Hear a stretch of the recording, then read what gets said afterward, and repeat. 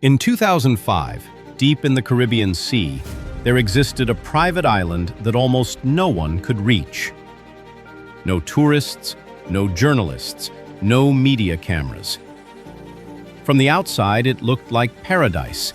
Crystal blue water, perfect white sand, palm trees swaying in silence, high walls, tight security. A place designed to look untouchable. But behind those locked gates, U.S. court records would later reveal something horrifying, what investigators described as one of the darkest criminal operations of the modern era: the trafficking and sexual exploitation of underage girls.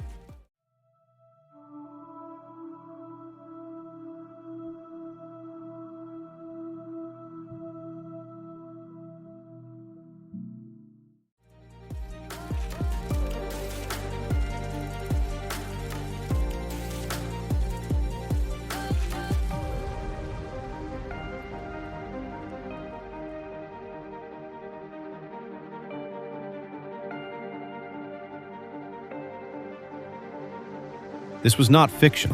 This was not exaggeration. This was real. According to testimony, girls were lured with promises, money, job opportunities, help, mentorship. But the moment they arrived, everything changed. The island had everything: a helipad, luxury guest houses, private docks, constant surveillance. Everything except law, consent, and justice. And at the center of it all was one man, Jeffrey Epstein. To the world, he was a billionaire financier, a quiet figure moving comfortably inside elite circles. But for years, what he truly was and what he was really doing remained hidden in the shadows. The real question isn't only what happened, it's this: how did this continue for so long without being stopped?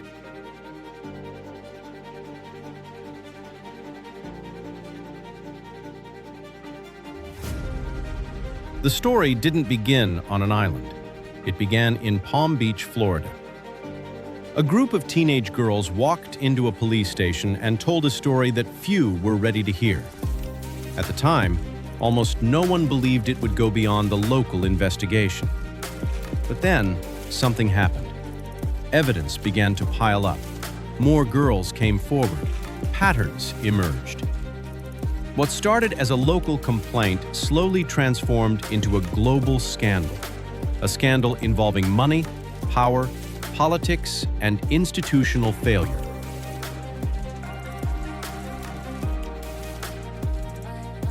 Then came 2019. Jeffrey Epstein was arrested, this time by federal authorities, charged with sex trafficking of minors, charged with conspiracy. But for many victims, justice had already arrived far too late, because the voices that were ignored for years had now turned into a single question echoing across the world. Who protected him, and why?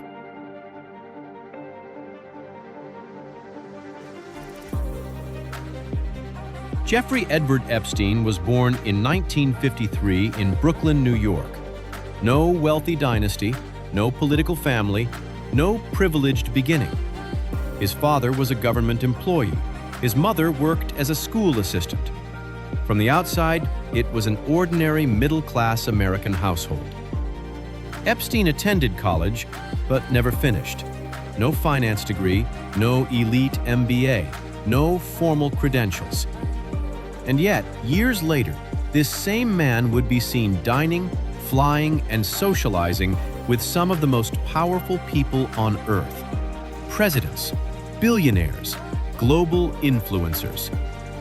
That contradiction would later become one of the first major red flags investigators couldn't ignore.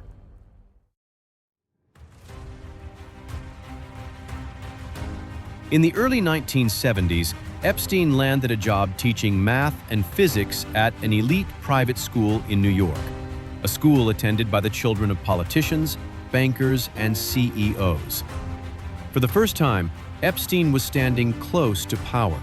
watching how it moved, how it spoke, how it protected itself. But he didn't stay a teacher for long.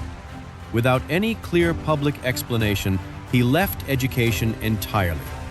And somehow, quietly, he entered high finance.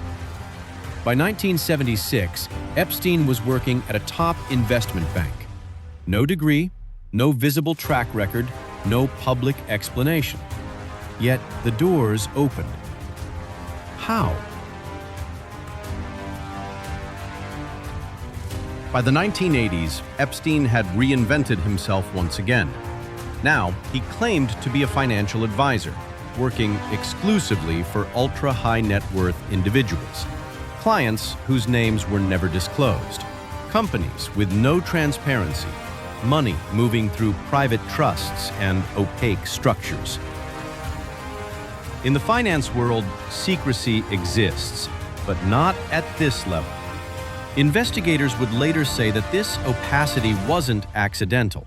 It was protection. A major turning point came when billionaire Leslie Wexner granted Epstein extraordinary access to his finances, including power of attorney. Almost overnight, Epstein's lifestyle transformed. Multi-million-dollar mansions, private jets, global travel. Yet journalists noticed something disturbing. There was no hedge fund, no landmark IPO, no public business success that explained hundreds of millions of dollars. The money kept coming, but where it came from remained unclear. This led to a theory widely discussed by investigators and journalists.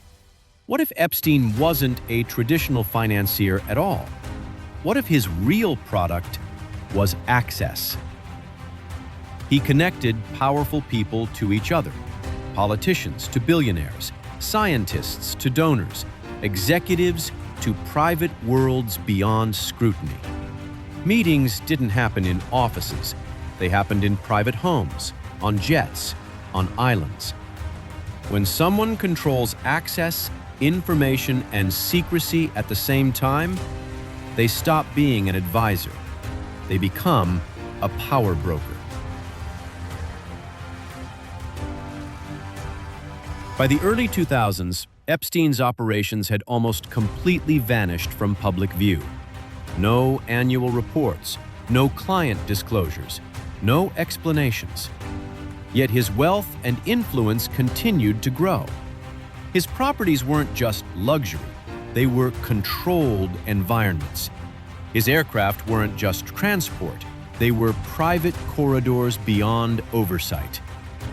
And from within these shadows, the most disturbing chapter of this story would later emerge. Jeffrey Epstein's story is not just about one man. It is about secrecy, unchecked power, and systems that failed the most vulnerable. Even after his death, the truth did not disappear. It became more complicated, more dangerous, more unresolved. Who was he really working for? How deep did the network go? And how much will we never know? That is why this story still matters. Because justice delayed is not justice denied. It is justice unfinished. If you want more deep investigations and stories that matter, subscribe and hit the bell. Join us as we keep digging for the truth.